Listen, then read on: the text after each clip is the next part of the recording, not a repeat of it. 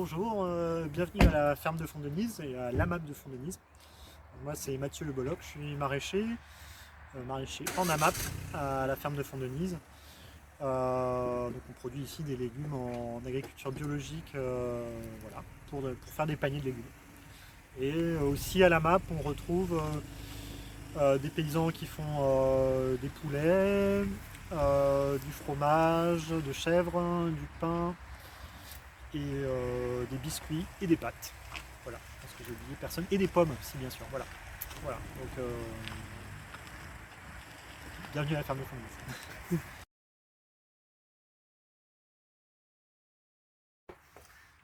Alors, on a quelques questions à vous poser, voilà. Qu'est-ce qu'une AMAP? Alors, une AMAP, c'est un partenariat, enfin, c'est une association pour le maintien d'une agriculture paysanne. C'est un partenariat en fait entre un producteur et des consommateurs qui sont liés par un contrat. Le producteur ayant pour devant livrer des légumes de saison et respectant la charte d'une agriculture paysanne, et les amapiens, donc les clients en fait, qui eux doivent s'engager pour une année de panier, à prépayer, à préfinancer aussi les paniers de légumes qu'ils récupèrent. Alors après, ça peut être aussi bien des légumes comme des poulets, du pain, du fromage et tout ça. Donc, Tout dépend du choix. Et quels sont les avantages du coup d'une AMAP? Alors, du point de vue du producteur, l'avantage c'est assez clair, hein, c'est que nous on connaît notre chiffre d'affaires en début d'année. À partir du moment où tous nos contrats sont signés, Oui. on sait que notre chiffre d'affaires il est connu et que notre revenu, du coup, Oui. si on n'a pas de grosses variations de charges, il est connu. Donc on a une sorte de sécurité. Oui, même si le rendement est plus ou moins important. Ouais, on a une sécurité malgré tout. Voilà. Après, les autres avantages, il y en a plein en fait aussi, hein, c'est que le temps de commercialisation est beaucoup plus faible. Oui. On a un lien quand même très privilégié avec les amapiens, c'est-à-dire que là, dans notre AMAP, il y a 54 familles qui sont inscrites et on les connaît toutes. Oui. C'est l'avantage. On les connaît tous, ils nous connaissent tous, on leur envoie des mails pour leur expliquer comment se passe le jardin, comment se passent les cultures, est-ce qu'on a des soucis sur les cultures et tout. L'évolution, tout ça. Voilà. Donc, et ils connaissent aussi notre revenu, il y a une transparence aussi. Oui. Donc ils ont une vraie connaissance de comment va l'agriculteur à qui ils achètent leurs produits. Okay. Et pas juste une idée très Oui. vague. Ils ont une connaissance très précise de est-ce qu'on gagne notre vie ou pas, Oui. quel est notre temps de travail. Moi je vois surtout les avantages à peu près à ce niveau-là. Ok, très bien. Donc quels sont les avantages pour le client? Alors pour le client, déjà ça va vous paraître étonnant, mais il y a des clients qui aiment bien ne pas avoir le choix. D'accord. Et les paniers de légumes, on les fait, donc c'est nous qui décidons de. Donc ils ont un peu de tout, ils n'ont pas besoin de réfléchir à quoi. Ils n'ont pas à réfléchir, c'est-à-dire qu'ils ont ça et du coup ils doivent cuisiner avec ça. Et en fait, il y a des gens, du coup c'est vraiment une clientèle AMAP, qui est tout à fait contente avec ça. D'ailleurs, ça nous est arrivé plusieurs fois de leur proposer des légumes au détail. En général, les gens nous mettent comme un panier. En fait, ils veulent pas dire bon, un petit peu de ça sent. Oui, puis ça permet d'avoir parfois de nouvelles choses pour cuisiner des bons plats. Oui, il faut être un bon cuisinier, mais oui, et se forcer aussi à cuisiner, quoi. Voilà. Donc, changer. Alors ça, c'est un des avantages que je vois. L'autre avantage que je vois, par exemple, on peut penser en termes de confinement, comme il s'est passé là, ou je sais pas, un autre problème. Nous, les Amapiens, ils sont engagés avec nous, et nous, on est engagés avec eux. Donc c'est-à-dire qu'on doit leur fournir des légumes. On ne va pas aller à « Ah tiens, il y a un tel qui me propose plus cher ». Du coup, ils ont la certitude d'avoir des légumes sur l'année. Alors bon, je me dis, pour l'instant, il n'y a pas de problème, on trouve des légumes tout le temps. Mais quand, par exemple, pendant le confinement, quand les marchés ont fermé et tout ça, c'est devenu compliqué. Oui. Et nous, les clients, de toute façon, ils étaient engagés avec nous. Oui. Et nous, on n'était pas partis ailleurs, quoi.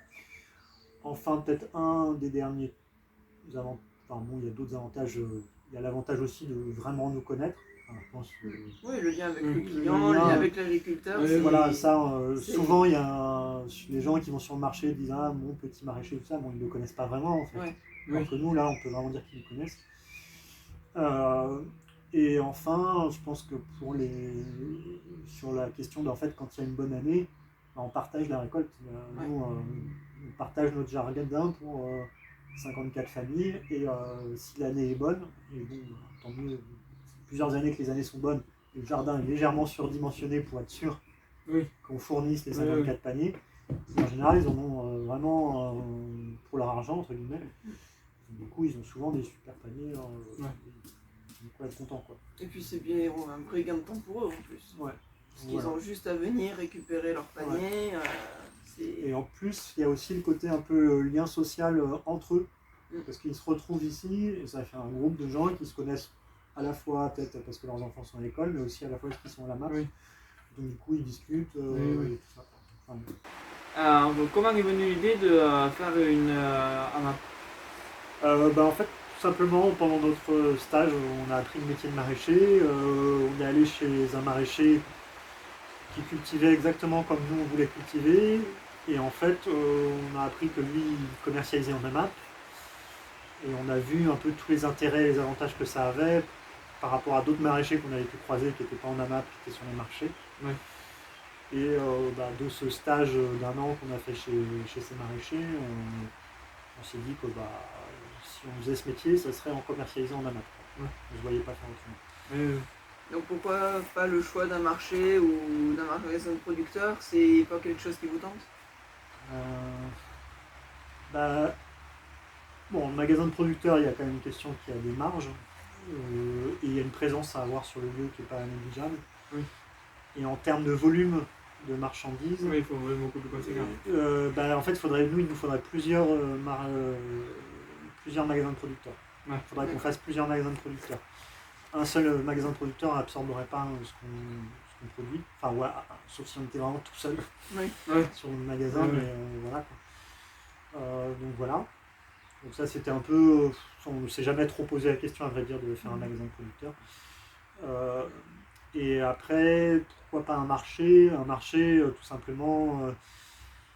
y a pas dans le Tarn, il n'y a pas beaucoup de gros marchés qui fonctionnent bien. Enfin, il y en a en maraîchage, il y en a 5, 6 marchés qui fonctionnent très bien. Et bon, on a 2 jeunes enfants, on avait envie aussi d'avoir nos week-ends. Ça peut prendre un peu plus de temps. Voilà, ça donc pourrait pas plus les marchés. Les marchés, c'est souvent le week-end. Oui. Et en plus, là, il aurait fallu sûrement, au début au moins, avoir 2 marchés. Ouais. Oui. Donc 2 marchés, ça veut dire 2 jours de commercialisation, où là, en fait, le mardi soir, en 2-3 heures de temps, c'est plié, quoi. Ouais. Donc voilà. Donc là, c'était... Puis bon, après, on se sentait pas trop l'âme d'aller sur les marchés, mais bon... Voilà. Peut-être que ça aurait pu être autrement, mais bon. L'histoire en a voulu ainsi. Comment trouver la clientèle là? Alors, faut démarcher. C'est toujours plus simple quand on est près d'un bassin de population. Oui. Parce que d'une, c'est plus simple parce qu'ils vous connaissent. Oui. Si on est éloigné du bassin de population où on va commercialiser, que les gens ne vous connaissent pas, vous êtes moins connu, vous n'avez pas vos enfants à la crèche ou à l'école, vous n'êtes pas inscrit à tel club, vous allez croiser telle ou telle personne, du coup vous n'êtes pas en lien avec le lieu où vous allez commercialiser, donc c'est plus compliqué. Donc il faut démarcher auprès du lieu où vous habitez, et si possible habiter dans un endroit pas trop perdu, quoi, où il y a un bassin de population. Donc, nous on a démarché les familles qui sont à l'école, des enfants, qui étaient à la crèche à l'époque. Voilà. Et il faut savoir que après les gens qui mangent des légumes, souvent quand même c'est des familles. Qui mangent des légumes et qui sont en AMAP, c'est souvent des familles. Donc il faut trouver des typologies de familles, quoi. Alors après ça existe, les AMAP étudiants et tout ça, mais c'est quand même plus rare. Oui. Et après c'est quand même bien pour la proximité pour eux, ça peut pas être si malin aussi. Oui, du coup ils peuvent venir à la ferme. Voilà. Parce que par rapport à la disponibilité de la clientèle, ça vous arrive d'avoir des problèmes, des personnes qui ne peuvent pas se déplacer, ou il y a une sorte de bonne entente, ce qui permet de faire en sorte que tout le monde est content.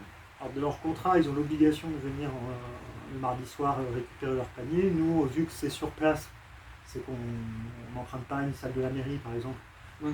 On a une petite flexibilité pour qu'ils puissent venir, pour ceux qui ne peuvent pas venir le mardi soir, ils peuvent venir le mercredi chercher leur panier à un autre moment, quoi. Oui. Après, on ne garantit pas la fraîcheur des légumes, parce qu'on n'a pas de chambre froide, donc Oui. les gens ne tardent pas trop à venir chercher leurs légumes. Mais en règle générale, les gens arrivent à passer le mardi soir, c'est pas vraiment un problème. Est-ce que c'est facile de rentrer à Junamap? Attendez 2 secondes. Alors, la question, est-ce que c'est compliqué de vivre avec des enfants? Oui. Hein? Alors, est-ce que c'est facile de rentrer à Junamap? Si on est motivé, oui, il n'y a pas trop de problème. Alors, nous, notre AMAP, elle est complète. Oui. Du coup, les gens, ils doivent attendre Oui. avant de rentrer dedans. Après, avant tout, les gens, il faut qu'ils soient mangeurs de légumes. Oui. Parce que c'est bien beau d'être militant, si tu ne manges pas de légumes, ça sert à rien. Oui, c'est sûr. Et après, nous, la chose qu'on a faite là pour un peu sélectionner, entre guillemets, c'est les gens qui sont sur liste d'attente, on a une liste d'attente sur la map légumes. Oui. S'ils veulent passer en priorité sur la map légumes, il faut qu'ils soient d'abord inscrits à une autre AMAP de notre groupement d'AMAP. Okay. Donc s'ils sont inscrits déjà à la map poulet, en priorité on les fera rentrer sur la map légumes par rapport à quelqu'un qui n'est pas déjà sur la map. Ouais. Bon, voilà. Mais sinon, en général, les AMAP ne sont pas tout le temps en pleine comme nous, quoi. Ils sont pas toujours complètes, quoi. Et qu'est-ce que vous préférez dans la vente en AMAP? Très clairement le temps que je gagne à ne pas commercialiser. Aussi sur le rythme de commercialisation, c'est très clair pour nous, quoi. Oui, c'est régulier. C'est très régulier. Il n'y a pas d'imprévu. Il n'y a pas d'imprévu. On sait qu'on n'a pas d'invendu. Oui. Moi, il y a tout ça. Vraiment connaître les Amapiens, c'est quand même, ça fait un très bon réseau de sociabilité. Et ça peut être aussi, c'est pas mal. Ouais, ça peut aussi être un réseau d'aide. Oui. Parce que au tout début, quand on s'est installé, en fait, on a rencontré les Amapiens qui sont plus, on va dire, au cœur d'Amap, des gens qui sont vraiment très soutenants. Et si on avait un truc à réparer, un truc à monter, on pouvait demander un coup de main à un tel ou un tel. Oui. Et mine de rien, je suis pas sûr qu'il y ait beaucoup de maraîchers sur le marché qui demandent des coups de main à des clients qui voient sur le marché. C'est vrai que oui. Il y a vraiment ce côté soutien. En plus, par exemple, on fait la récolte des patates avec eux. Oui. C'est pas rien. Oui. Donc en fait, c'est vraiment, on a une sorte d'échange entre eux et en plus les clients sont généralement réguliers. Ouais, voilà. C'est-à-dire que d'année en année, comme ça marche bien, tout le monde est content. On a le lien se prolonge. On n'a pas de turnover vraiment sur la map, à part les gens qui déménagent, quoi. Et du coup, c'est des gens qu'on connaît depuis très longtemps, quoi. Enfin, très longtemps. La map existe depuis 8 ans, mais oui, il y a beaucoup qui sont là depuis le début. D'accord, très bien. Et alors, quels sont les risques? Alors, les risques. Quels sont les risques? Alors, les risques en AMAP, on va dire, c'est peut-être de devoir commencer trop fort et de ne pas avoir assez pour produire.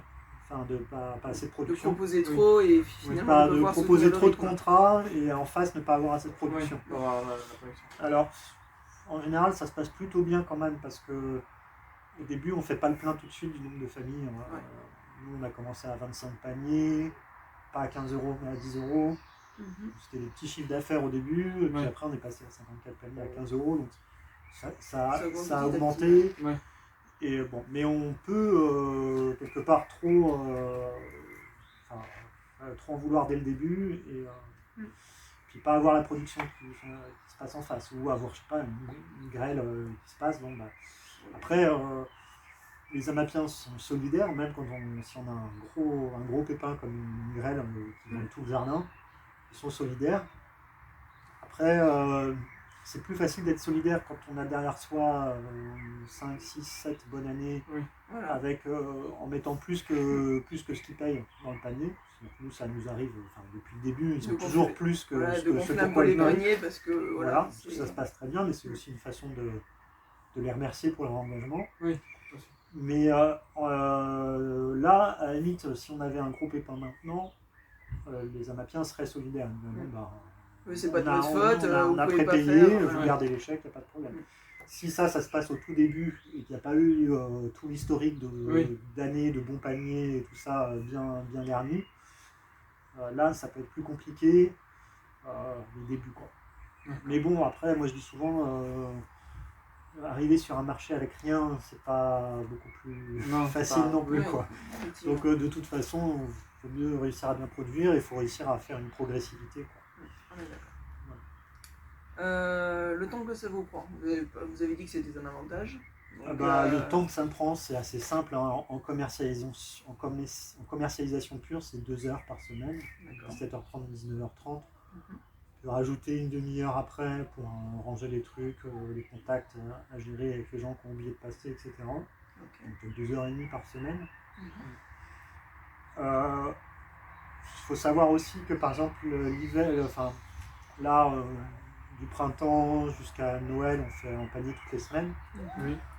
Un des trucs qu'on fait après, jusqu'à mi-février, c'est qu'on fait des paniers toutes les 2 semaines. Mais des doubles paniers toutes les 2 semaines. Ce qui nous permet en fait de faire en 2 heures de temps l'équivalent de 2 distributions. Donc voilà, donc on gagne pas mal en temps, hein, c'est sûr. Là-dessus, par rapport à quelqu'un qui fait le marché, on compte 7 heures, tous les week-ends, c'est quand même 7 heures à 8 heures pour un marché. Surtout qu'en plus c'est dans vos locaux, donc vous n'avez pas forcément besoin de tout nettoyer, etc. à chaque fois.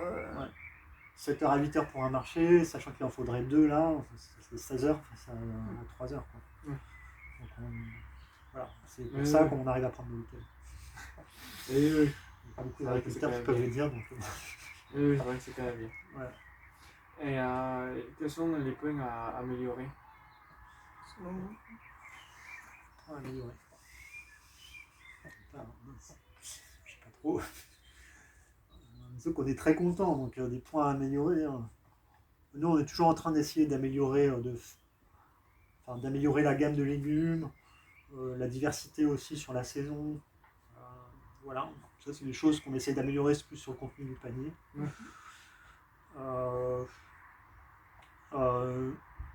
Moi, ce que je voudrais améliorer sur la map, c'est peut-être plus l'implication des Amapiens, plus sur des questions vraiment on va dire sociétales sur la paysannerie et la souveraineté alimentaire, quoi. Sur, comment on arrive à se nourrir localement. Parce que bon, les légumes c'est sympa, mais c'est pas très calorique. Donc, réussir à se poser ces questions-là. Bon, pour l'instant, disons que tout ce qu'on avait rêvé faire, on l'a fait et on est très heureux qu'il y ait d'autres producteurs à la map pour un peu diversifier l'offre, quoi. Mais voilà, on n'a pas de gros objectifs au niveau vraiment de la map, quoi. Pensez-vous rester sur ce système de commercialisation? Oui, il n'y a pas de doute. Alors on fait un peu de vente, c'est peut-être 5-10% de notre chiffre d'affaires en épicerie au village. On ne compte pas faire plus de 5-10% de notre chiffre d'affaires là-dessus, c'est vraiment parce que on commercialise, on a des surplus et c'est mieux de les passer là-bas. Mais après, il y a pour des maraîchers pour qui ça fonctionne très très bien et qui ont un marché qui potentiellement peut fonctionner super bien à côté, la map peut des fois être bridant. Ça peut brider et des fois on peut faire plus d'argent sur un marché qu'en map, ça c'est sûr, quoi. Le marché, on peut faire 1300 € par marché, bon, là ça vaut le coup. Et un des avantages des fois du marché, c'est la dynamique des prix, qui sont quand même souvent à la hausse, qui est beaucoup plus dynamique qu'en map. Nous, notre prix au kilo, il est très faible en fait. C'est sûrement une des raisons pour lesquelles on n'a pas du tout de turnover. Les gens se rendent bien compte que le prix de leur panier il est très faible par rapport à ce qu'ils ont dans leur panier et par rapport à ce qu'ils paieraient s'ils allaient sur le marché, quoi. Donc c'est bien plus rentable pour le client, forcément. Ouais, et du coup, pour autant, je ne me poserai pas la question d'aller faire un marché, parce qu'avant de choper un marché qui fonctionne très bien avec un très bon chiffre d'affaires, c'est pas facile. C'est rentable pour tout le monde finalement. Ouais. Donc voilà, donc nous, de là à vraiment se mettre sur une dynamique marché, on n'a pas envie, quoi. D'accord. Voilà. Après, il y a un des derniers trucs aussi, c'est que on fait des légumes, notre diversité de légumes est liée à ce que les gens mangent sur une année. Donc on essaie de faire en sorte que il y ait des légumes de conservation, des légumes feuilles, des légumes racines, des légumes fruits, des tomates, tout ça. Il y a une bonne diversité. D'autres maraîchers qui sont plus sur des logiques marché et tout ça, ils peuvent faire plus des logiques, par exemple à faire beaucoup de verdure. Oui. C'est très très très très rentable par rapport à des légumes de conservation. On peut en faire Ouais. plusieurs fois au même endroit sur une planche. Et nous, c'est sûr que là-dessus, quelque part, c'est pas aussi rentable au mètre carré mais on s'y retrouve largement sur le temps de travail. Du coup, on n'est pas prêt à faire un chemin inverse. D'accord. Voilà. Eh bien, merci beaucoup. Avec plaisir. Merci pour avoir répondu aux questions. Avec plaisir. Bonne journée. Merci. Bonne journée. Au revoir. Au revoir.